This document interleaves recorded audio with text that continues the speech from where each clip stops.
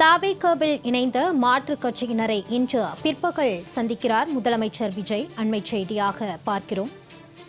தவேகவில் இணைந்த மாற்றுக் கட்சியினரை இன்று பிற்பகல் முதலமைச்சர் விஜய் சந்திக்க இருப்பதாக தகவல் வெளியாகியிருக்கிறது.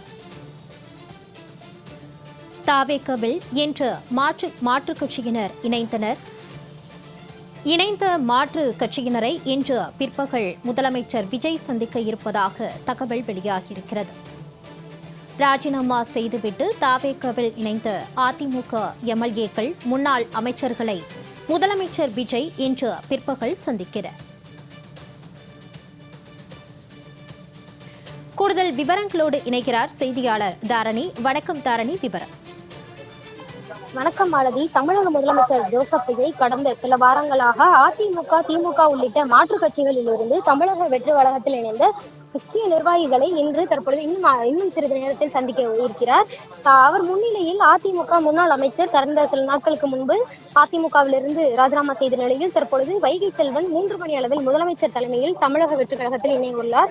அவரோடு சேர்ந்து பெங்களூர் புகழேந்தியும் தமிழக வெற்றி கழகத்தில் இணையுள்ளதாக தகவல்கள் வெளியாகியுள்ளன.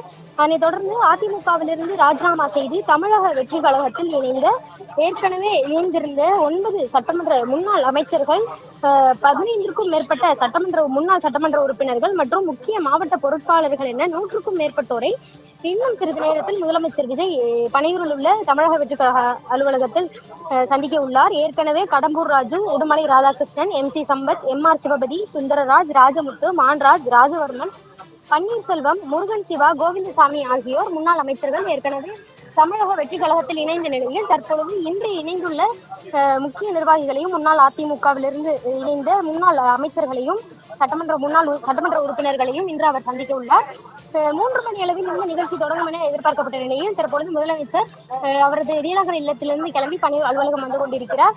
அதிமுக முன்னாள் அமைச்சர் வைகை செல்வன் இப்பொழுது இந்த முதலமைச்சர் முன்னிலையில் தமிழக வெற்றி கழகத்தில் இணையுள்ளதாகவும் தகவல் வெளியாகியிருக்கின்றன.